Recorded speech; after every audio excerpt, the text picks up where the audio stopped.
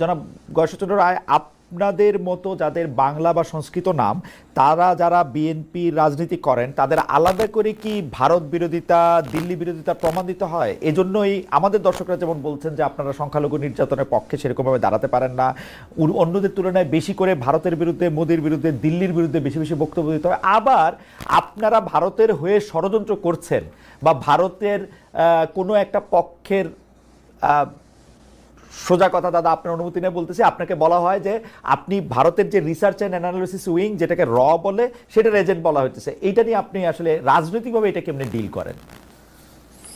এখন আমি রাজনীতি করি, আমার নামে আগে সিরিয়াস, আমি হিন্দু, আপনি বলতেই পারেন, কিন্তু ইতিহাসে নবাব সিরাজদৌল্লার পাশে ইতিহাসে বেঈমান শব্দটা আসে মির্জাফরের বেলায়, মোহনলালের বেলায় কিন্তু আসছে না, তাই না? আর একটা জিনিস হলো যে আমি এই দেশের মাটিতে জয়েন করছি, I am the son of this soil. এই দেশের প্রতি আমার দরদ থাকবে না, ভালোবাসা থাকবে না, অন্য দেশের প্রতি থাকবে। আমি হিন্দু না হয়ে মুসলমান হইলে আমারই একমাত্র বাংলাদেশের প্রতি দরদ থাকবে, এমন কোন ব্যাকরণ কি রাজনৈতিক ইতিহাসে আছে নাকি? আছে? রাইট। এটাকে বলছে রেজাউল, রেজাউল রেজাউল করিম মাওলানা নাফিজুল হক। হ্যাঁ, আপনারা তো জানেন ওনারা কার কথা চলে কি, উনি এই কথা বলছিলেন। তখন আমি ওনাকে উত্তরে বলছিলাম যে আপনার মতো হুজুর থাকতে আমার কোনো মূল্য আছে কি? কোনো মূল্য নাই। আমার সাথে তো ভারতের কথা হয় না, আমার সাথে কোনো রয়্যাল লোকের সাথে দেখা হয় না। আমাকে তো ভারতীয় হাই কমিশনার আমার এই 63 বছর রাজনৈতিক জীবনে, 47 বছর বিএনপির রাজনীতিতে আমি মন্ত্রীও ছিলাম, ভারতও কখনো আমাকে দাওয়াতও করেনি, তাদের কোনো অনুষ্ঠানে তো আমাকে দাওয়াত করে না। How could you approve? কেন আমাকে? হ্যাঁ, আমি জাতীয়তাবাদী রাজনীতি করি, স্পষ্ট কথা বলি, এবং এই স্পষ্ট কথা বলাটা আমি মনে করি আমার কোনো অপরাধ না। ওকে, কে কিভাবে নেবেন সেটা তার ব্যাপার। আমরা পরবর্তী প্রসঙ্গে যদি যাই, আমরা আওয়ামী লীগ আমলে দেখেছি যে আপনাকে রক্তাক্ত করে ধরে নিয়ে গিয়ে আবার যেটাকে বলা হইতো হচ্ছে ডিবি অফিস, যেটা হারুনের ভাতের হোটেল নামে একটা জনপ্রিয়তা ছিল, যে সেটাকে আপ্যায়ন করে আপনাকে সেই ছবি ছড়িয়ে দিয়ে আপনাকে রাজনৈতিকভাবে হেয় করা হচ্ছে, এই অভিযোগ করা হয়েছিল। সেই তুলনায় পুলিশের কোনো ইতিবাচক পরিবর্তন হয়েছে কিনা? সম্প্রতি আমরা দেখলাম যে জনাব আব্দুল লতিফ সিদ্দিকীকে, অধ্যাপক হাফিজুর রহমান কার্জনকে একটা সভা থেকে ধরে নিয়ে যাওয়া হয়েছে, এবং সাংবাদিক জনাব মঞ্জুরুল আলম পান্নাকে একটা জায়গা থেকে ধরে নিয়ে যাওয়া হয়েছে, যে তাদের বিরুদ্ধে মব, মব বলবো কি নাম জানি না, তাদের বিরুদ্ধে একটা তাদেরকে বসিয়ে রেখে স্লোগান দেওয়া হচ্ছে। আপনি জানেন তাদের বিরুদ্ধেই হলো তারা আক্রান্ত, তাদের বিরুদ্ধে ষড়যন্ত্রের অভিযোগ এনে তারা এখন কারাগারে। এবং এইটাকে আপনি আসলে কিভাবে দেখেন? মানে এটা ঠিক আছে? একটা যে ওই যে হারুনের ভাতের হোটেল বোধহয় আমার ঘটনার পরে এটা শুরু হইলো, তাই না?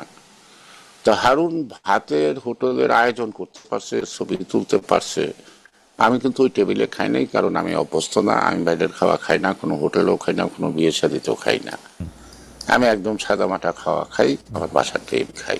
হ্যাঁ, যাই হোক, তারা সেই নাটকটা করছে, আপনারাই অবজার্ভ করবেন যে যে কোনো যাই হোক থাকে, কাস্টডিতে থাকে পুলিশের, তাদেরকে আটা রুটি যাই হোক একটা কিছু খাওয়াইতে হয়। আপনি কি ইতিপূর্বে কখনো শুনছেন যে এরকম সোনারগাঁ থেকে হোটেলে না এদেরকে খাওয়ানো হয়? তা আবার বেলা কেন? আমি তো এটা আগেও দিবি ছিলাম অনেকবার, আমাদের অন্যান্য নেতৃবৃন্দ ছিল, বা এই যে আজকে বৈষম্য বিরোধী ছাত্র তো ছিল, হ্যাঁ, তাদের যে গায়ে অত্যাচার করছে, এটা তাদের সাথে ইতিহাসে শুনছি। এই যে আয়োজনটা সোনারগাঁর হোটেলের, এটা বোঝার জন্য আমাদের দেশের মানুষের সবার তো পিএইচডি করার দরকার নেই, সাধারণ মানুষও বোঝে যে কেন এটা করা হয়েছিল, সেটা সোদের এটার ব্যাখ্যা দিতে আমি রাজি না, তাই না? না, আপনি ওইটা ব্যাখ্যা দিন না। এখনকার সময়টা যদি আপনি বলেন, এখনকার সময়টা আপনি কি মনে করেন যে যাদের বিরুদ্ধে স্লোগান দেওয়া হলো, বসায় রাখা বলা হলো, তারা বড় ষড়যন্ত্র করতেছে না এখন, সেই জন্য তাদেরকে ধরে নিয়ে যেতে হবে, জামিন দেওয়া যায়? এখন প্রশ্নটা হলো কিচ্ছু নেন, আব্দুল লতিফ সিদ্দিকী যারা যারা গ্রেপ্তার হয়েছে আওয়ামী লীগ করেন, আওয়ামী লীগ করতেন, এখনো আওয়ামী লীগই করেন, এখনো বক্তব্য তাই করেন, কিন্তু মাঝখানে আপনি ভালো করে জানেন বর্তমান সরকার আওয়ামী লীগের কার্যক্রম স্থগিত ঘোষণা করছে, নিষিদ্ধ ঘোষণা করছে। নিষিদ্ধ ঘোষণার মধ্যে আপনি যে রূপেই যান না কেন, আমি যেই রূপে যাই, আমি তো বিএনপি গয়েশ্বর রায়, তাই না? সেখানে আমি অন্য পরিচয় যাই, মাইনরিটি পরিচয় যাই, বা কোনো হিন্দু একটা কি ধর্মীয় অনুষ্ঠানে যাই, আমি গয়েশ্বর রায়ের নামটা তো মুছে যায় না। রাইট। তো সেই কারণে এটা সরকার ব্যাখ্যা দিতে পারে না, এটা আমি দিতে পারি না। আর পুলিশের চরিত্রের পরিবর্তনের মধ্যে আমি এইটুকু বলবো, তারা নিজেরই আতঙ্কে আছে এখন। ওকে, তাদেরকে দেখলে আগে যেমন মানে রাজনৈতিক পুলিশ দলের নেতারা আতঙ্কে থাকতো, এখন পুলিশ পুলিশ নিজে নিজেই আতঙ্কে আছে। তারা নিজেরাই মুভ করতে চায় না কোথাও কোন ঘটনাটা মোকাবেলা করতে। পুলিশ নিজে আতঙ্কে আছে। আমি যদি এরপরে বলি যে অন্তর্বর্তী সরকারের ভেতরও সরকার থাকার কথা শোনা যায়, ক্ষমতার ভর কেন্দ্র এখন যমুনা ক্যান্টনমেন্ট, কেউ কেউ বলতেছেন যে বিএনপি আসলে ক্ষমতার কেন্দ্রে। আমরা শুনতে পাচ্ছি যে প্রশাসনের প্যারালাল আপনারা নানা সিদ্ধান্ত দিচ্ছেন। তো সেই রকম সিদ্ধান্ত আপনি কীরকমভাবে সিদ্ধান্ত দেন সেইটা আমি বলি আপনাকে কোট করছি। আপনি বলছেন মাঠে, মানে গত এপ্রিলে আপনার একটা বক্তব্য এরকম যে, আমি কোট করছি, মাঠে মেলার বিষয়ে ইউএনও কি বুঝে অনুমতি দিয়েছেন, কি বুঝে বাতিল করেছেন সেটা তার ব্যাপার, কাফনের কাপড় পরে হলেও এখানে আমরা মেলা করব। আমাদের প্রশ্ন, আপনারা কি সমান্তরাল ক্ষমতার প্রয়োগ করছেন কিনা? আমরা শুনতে পাচ্ছি মাঠ পর্যায়ে বা তৃণমূল পর্যায়ে সকল ক্ষমতার উৎস, কেন্দ্র, মালিক সব এখন আপনারা। আমি আপনার এই কথাটার উত্তর যেটাই আপনারা আবার চলে আসবেন। ও কেরানীগঞ্জের আলো, এই পত্রিকা ছাপা হয় কি হয় না আমি জানি না, সেই পত্রিকার মধ্যে একটা নিউজ আসলো যে আমি ওই মাঠটা দখল করতে যাচ্ছি। ওই স্টেডিয়ামটা আমি দখল করতে যাচ্ছি। এই আওয়াজটার পরেই আমি সেখানে গেলাম, কারণ এই মাঠে আমি 21 বছর বয়স পর্যন্ত খেলছি। এই মাঠটা অন্যেরা দখল করতে পেরেছে, তখন ছাত্র অবস্থায় আমরা অনেকবার রক্তাক্ত হয়েছি, মাঠটাকে আমরা সঠিক জায়গায় রাখছি। এটার নামটা হলো বিটি মাঠ। এই মাঠটা বেড়া তেগুড়িয়া হাই স্কুলের মাঠ। এখানে বিগত সরকারের বিদ্যুৎ প্রতিমন্ত্রী তিনি এটাকে স্টেডিয়াম ঘোষণা দিয়ে সাধারণ মানুষের 6 বিঘা জমি নিয়েছে, কিন্তু তাদের ক্ষতিপূরণও দেয় নাই, কিছু দেয়নি। আর এই মাঠটার মধ্যে প্রতি বছর পয়লা বৈশাখী ঘুড়ির মেলা হইতো এবং একটা বৈশাখী মেলা হইতো। তো দীর্ঘদিন হয় না, তাই আমার অত্র এলাকার মানুষের অনুরোধে আমি এটা করলাম।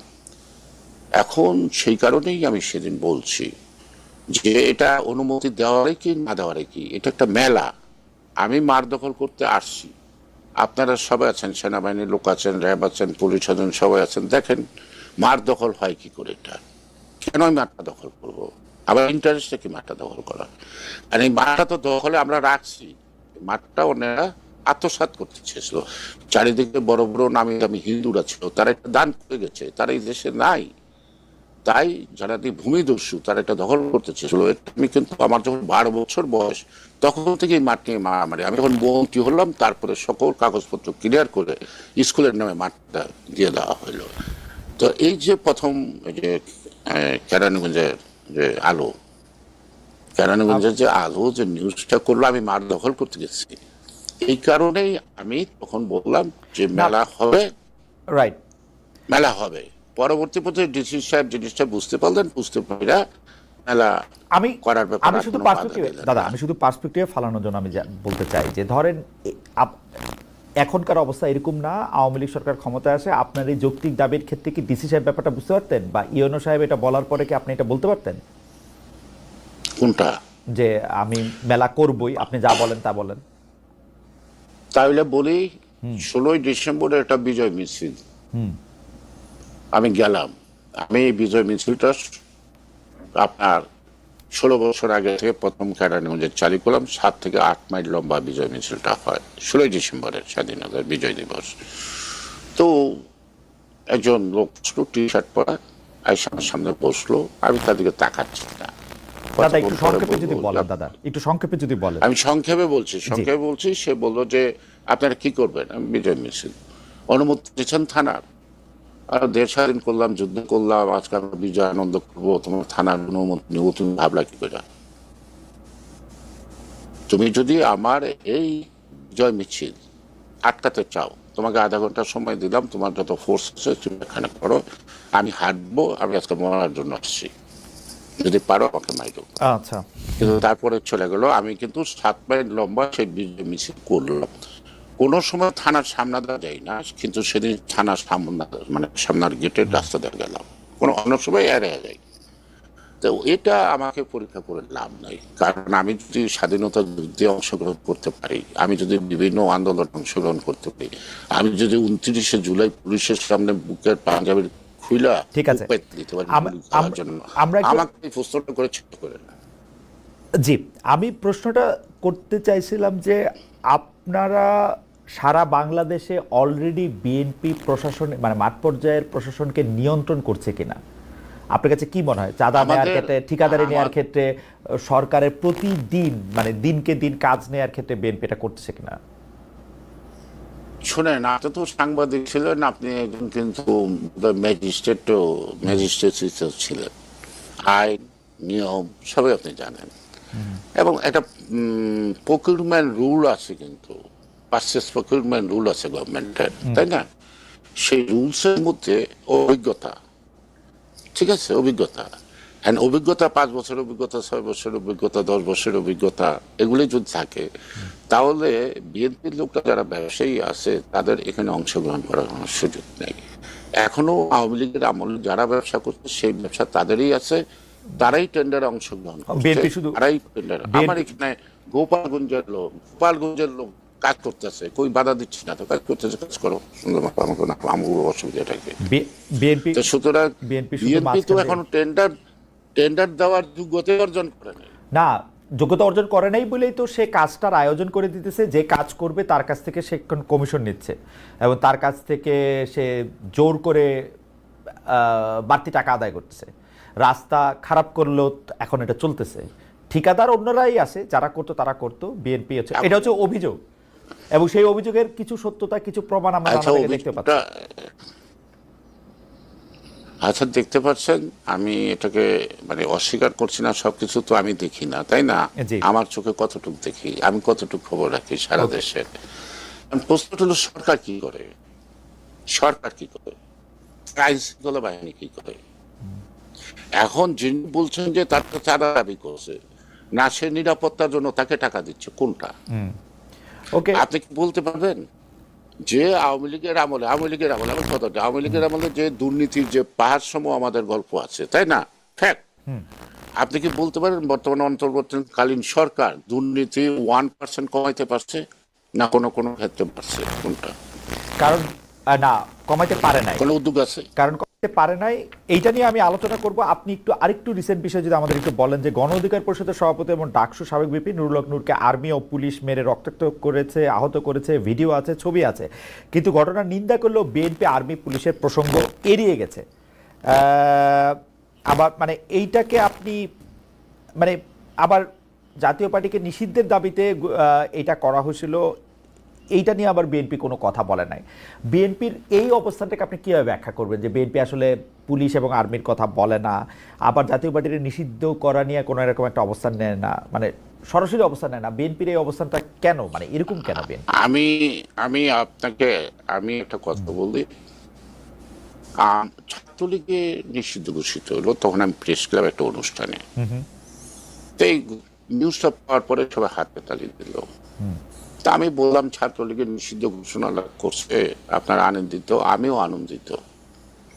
আগামীকাল যদি ছাত্র দলকে নিষিদ্ধ ঘোষণা করে তখন কি করবেন? আপনি খেয়াল করেন কথাটা।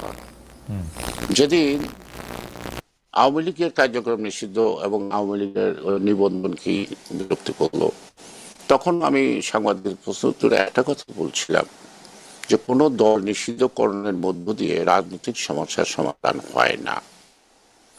এখন আমি যদি এই কথাটা বলে থাকি, তাহলে সব পার্টির বেলায় এক কথা, কারণ শেখ হাসিনা তো জামাতও নিষিদ্ধ ঘোষণা করছে, কিন্তু সমাধান হয়েছে কি? হয় নাই।